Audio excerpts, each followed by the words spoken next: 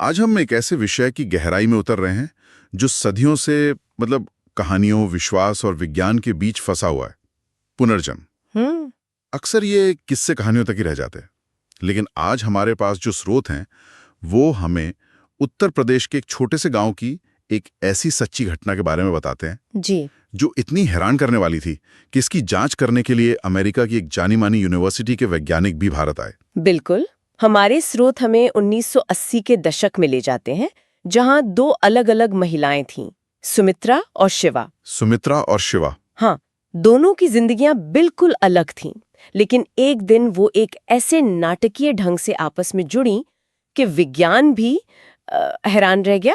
अच्छा। आज हमारी पड़ताल इसी बात पर होगी कि इस मामले में ऐसा क्या खास था, ऐसी क्या बारीकियां थीं जिसने इसे पुनर्जन्म पर शोध करने वाले विशेषज्ञों के लिए भी एक असाधारण और बेहद मजबूत केस बना दिया। चलिए फिर इस उलझी हुई कहानी को परत दर परत खोलते हैं। तो कहानी की शुरुआत कहाँ से होती है? सुमित्रा से? हाँ, हमारी कहानी का केंद्र है सुमित्रा। उसका जन्म हुआ था 1968 में इटावा के पास शरीफपुरा नाम के एक गांव में। हमारे स्रोत बताते हैं कि गांव बहुत ही पिछड़ा हुआ था और उसका जीवन शुरू से ही मुश्किलों और अकेलेपन से भरा था। अच्छा। माँ की बचपन में ही मौत हो गई, पिता काम के लिए दिल्ली चले गए और सिर्फ 13 साल की कच्ची उम्र में उसकी शादी जगदीश सिंह नाम के एक व्यक्ति से कर दी गई। 13 साल की उम्र में शादी, और पति भी, जैसा कि उस दौर में होता था, काम के लिए बाहर ही रहता होगा। बिल्कुल सही। शादी के बाद भी उसका अकेलापन खत्म नहीं हुआ, क्योंकि पति जगदीश भी काम के सिलसिले में अक्सर बाहर ही रहता था। सुमित्रा की जिंदगी में पहली बार सच्ची खुशी का लम्हा तब आया जब दिसंबर 1984 में उसने एक बेटे को जन्म दिया। अच्छा। वो अपना सारा समय, सारी ममता अपने बच्चे पे लुटाती थी, उसे हर वक्त सीने से लगाए रखती थी। ये लगाव बहुत जरूरी है, क्योंकि कहानी में आगे चलकर यही सबसे बड़ा सवाल बन जाएगा। और फिर चीजें बदलना शुरू हुई, क्योंकि अब तक तो ये एक आम ग्रामीण महिला की दुख भरी कहानी लग रही है। यहीं से कहानी में एक अजीब मोड़ आता है। ये बात है अप्रैल 1985 की, जब उसका बेटा सिर्फ 5 महीने का था। जी। सुमित्रा गांव के कुएं पर पानी भर रही थी कि अचानक वो एक मूर्ति की तरह जम गई। उसका एक हाथ अजीब तरह से आसमान की तरफ उठा हुआ था, उंगलियां पीछे मुड़ी हुई थी, आंखें घूम रही थी और वो अपने दांत पीस रही थी। गांव वाले उसे देखकर बुरी तरह डर गए। ये तो किसी दौरे जैसा लग रहा है। क्या किसी ने डॉक्टर को बुलाने की नहीं सोची, या उस समय ये मुमकिन ही नहीं था? आपने सही पकड़ा। हमें उस दौर के ग्रामीण परिवेश को समझना होगा। 80 के दशक का वो गांव, जहां ना बिजली थी, ना डॉक्टर, ना अच्छी सड़कें, शिक्षा की भी बहुत कमी थी। ऐसे माहौल में लोगों के लिए इस घटना का एक ही मतलब था, कोई भूत प्रेत या ऊपरी साया। अच्छा। 5 मिनट बाद जब सुमित्रा होश में आई तो उसे कुछ भी याद नहीं था कि उसके साथ क्या हुआ था। वो बिल्कुल सामान्य थी। तो एक बार ये अजीब घटना हुई और फिर सब ठीक हो गया? नहीं, असल में ये तो बस शुरुआत थी। ओहो। अगले 5 महीनों तक सुमित्रा को ऐसे ही दौरे पड़ते रहे। घर वाले परेशान थे, तांत्रिक और ओझाओं के चक्कर काट रहे थे, लेकिन कोई कुछ समझ नहीं पा रहा था। फिर आया 16 जुलाई 1985 का दिन। उस दिन एक दौरे के दौरान सुमित्रा ने पहली बार कुछ साफ साफ कहा, और जो कहा वो सुनकर सबके होश उड़ गए। क्या कहा उसने? उसने कहा, ठीक 3 दिन के बाद आज से मैं मर जाऊंगी। 1 मिनट, क्या कहा? उसने अपनी मौत की भविष्यवाणी कर दी? ये तो किसी फिल्म जैसा लगता है। क्या घर वालों ने इस बात को गंभीरता से लिया? शुरू में शायद नहीं, लेकिन ये कोई साधारण दौरे की बात नहीं रह गई थी। ये एक भविष्यवाणी थी, एक ऐसी घोषणा जिसने मामले को पूरी तरह से बदल दिया। सही। जब सुमित्रा होश में आई तो उसे अपनी कही कोई बात याद नहीं थी, लेकिन उसके परिवार के दिल में डर बैठ गया था। डर तो लगेगा ही। अगले 3 दिन सुमित्रा ने खुद को हर खतरे से बचाने की पूरी कोशिश की। वो डरी हुई थी। और फिर वो तीसरा दिन आया, 19 जुलाई 1985। उस दिन क्या हुआ? उस दिन सुमित्रा ने खुद को घर में ही कैद कर लिया। उसने कोई जोखिम भरा काम नहीं किया। वो ना चूल्हे के पास गई, ना कुएं पर, ना किसी ऊंची जगह पर। पूरी सावधानी बरती। हाँ। शाम हो गई, सूरज ढल गया। घर वालों ने ये सोचकर राहत की सांस ली कि शायद खतरा टल गया है। सुमित्रा अपनी एक दोस्त से दरवाजे पर खड़ी बात कर रही थी। जी। और बात करते करते वो अचानक फिर से एक मूर्ति बन गई। ठीक उसी वक्त जब सब सोच रहे थे कि अब कुछ नहीं होगा। जी हाँ, बिल्कुल उसी वक्त वो वहीं खड़ी खड़ी गिर पड़ी।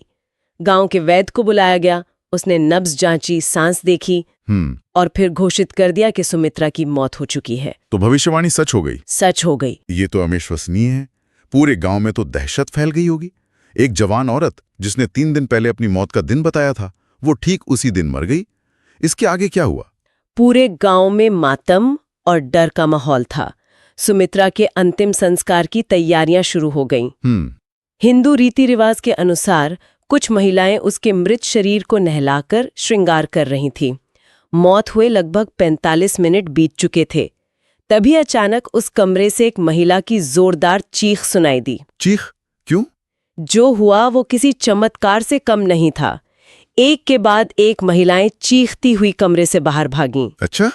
उन्होंने बताया कि सुमित्रा ने अपनी आंखें खोली हैं, उसका दिल धड़क रहा है, वो सांस ले रही है। क्या बात है?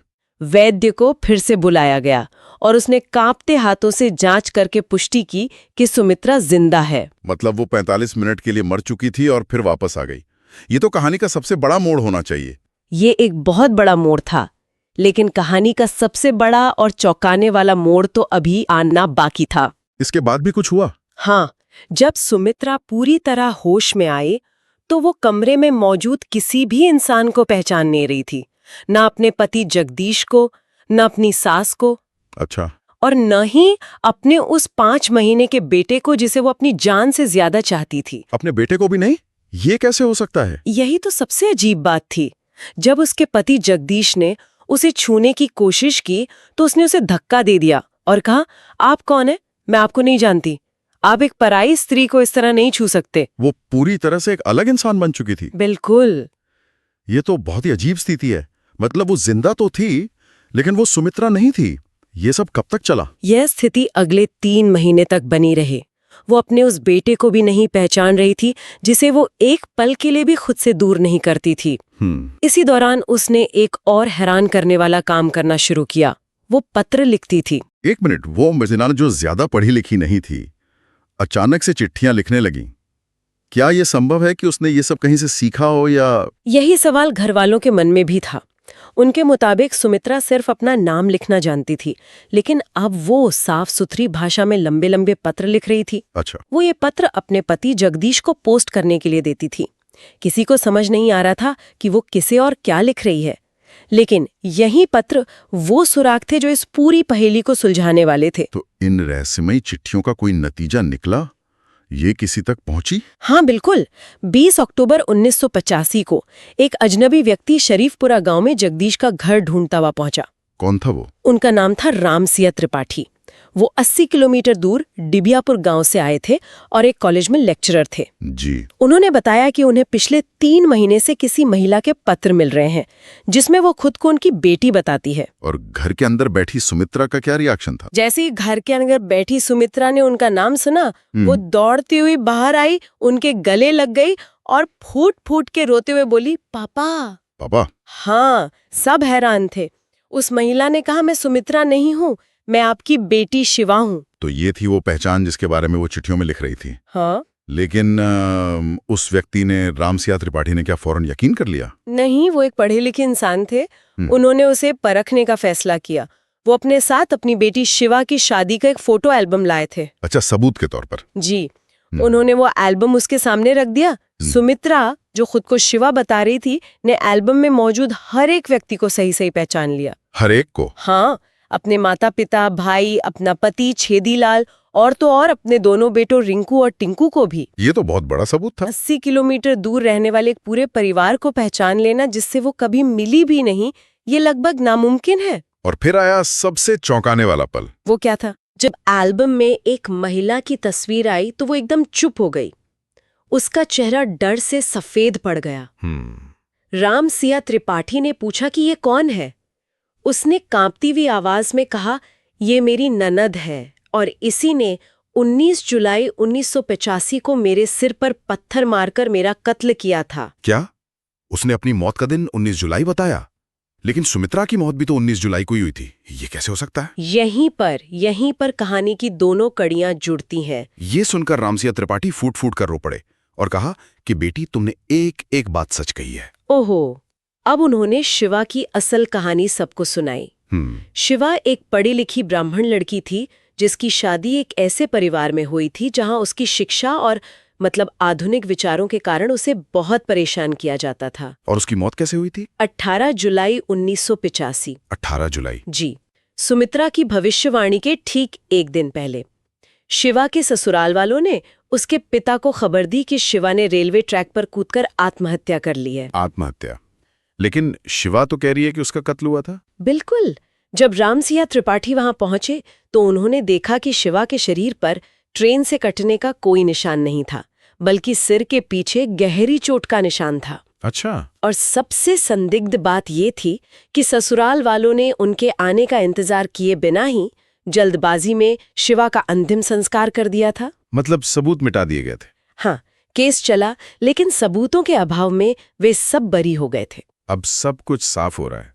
शिवा की मौत 18 जुलाई को हुई और सुमित्रा 19 जुलाई को 45 मिनट के लिए मरकर जिंदा हुई, लेकिन एक नई पहचान, नई यादों और एक कत्ल के राज के साथ। जी, ये एक अविश्वसनीय कहानी है, लेकिन ये बस एक कहानी से ज्यादा है ना?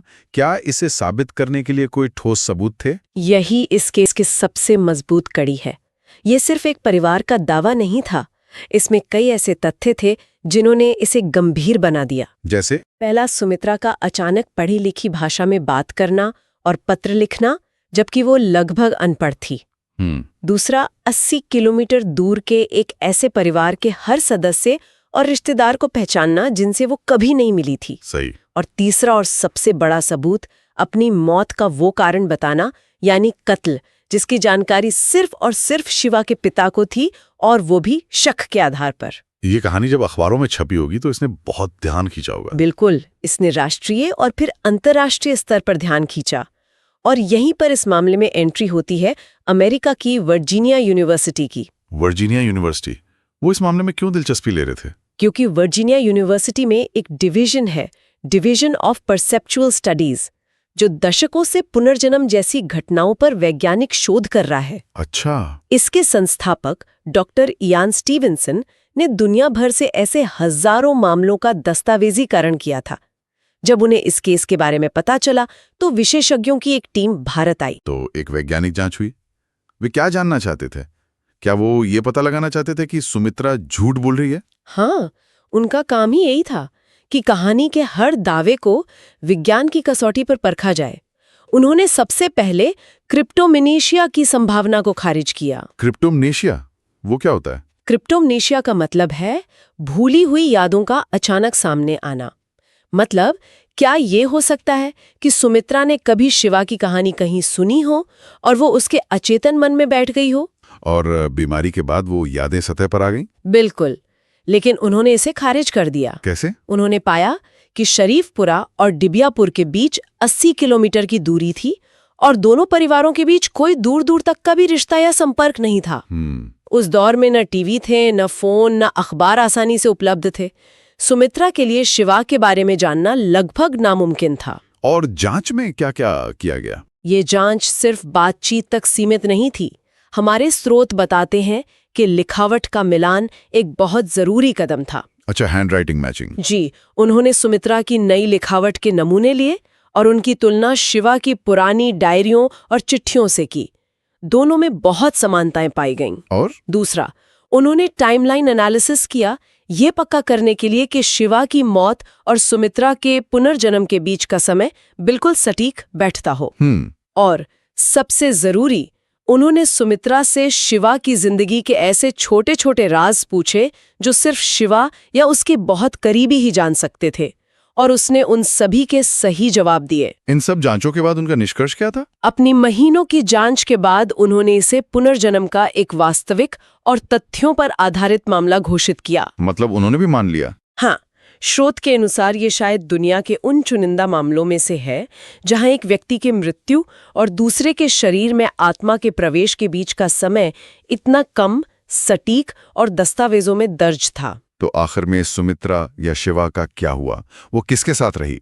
अपने पिछले जन्म के परिवार के पास गई या अपने इस जन्म के परिवार के साथ? ये एक बहुत ही भावुक फैसला था। शिवा की आत्मा वाली सुमित्रा ने अपने नए पति जगदीश के साथ ही रहने का फैसला किया। अच्छा। हाँ, क्योंकि वो मानती थी कि जगदीश एक बहुत अच्छा और देखभाल करने वाला इंसान है। उसने कहा कि इस शरीर का जो धर्म है वो उसे निभाएगी। उसने अपने पिछले जन्म के दोनों बेटों रिंकू और तिंकू और इस जन्म के बेटे तीनों को अपना लिया और उनकी परवरिश की। ये तो बहुत ही अनोखा और बड़ा फैसला था। और वो कब तक जीवित रहीं? सुमित्रा या कहनी शिवा 1998 तक अपने इस परिवार के साथ रही और फिर एक बीमारी से उसकी सामान्य मृत्यु हो गई। लेकिन उसकी कहानी आज भी जिंदा है और पुनर्जन्म पर शोध के मामलों में एक मील का पत्थर मानी जाती है। तो इस पूरी कहानी का क्या मतलब निकाला जाए? एक रहस्यमयी बीमारी, मौत की एक सटीक भविष्यवाणी, 45 मिनट के लिए मरना और फिर जिंदा हो जाना, और उसके बाद एक पूरी तरह से अलग व्यक्ति की यादों, पहचान और यहाँ तक कि उसके कत्ल के राज के साथ जीना, ये दिमाग को सुन्न कर देने वाली घटना है। बिल्कुल, ये कहानी हमें बहुत गहरे सवाल पर लाकर छोड़ देती है। स्रोत इसे एक सिद्ध मामले के रूप में प्रस्तुत करते हैं जिसे वैज्ञानिकों ने भी परखा। जी। तो यहाँ एक बड़ा सवाल उठता है, अगर हम विश्वास और अविश्वास को एक पल के लिए साइड में रख दें, तो पुनर्जन्म जैसी एक असाधारण घटना को सच साबित करने के लिए कितना सबूत काफी होता है? क्या लिखावट का ज्ञान, अनजान बातों का पता होना और विशेषज्ञों की पुष्टि के बाद भी शक की कोई ऐसी गुंजाइश बचती है जिस पर और सोचा जा सकता है?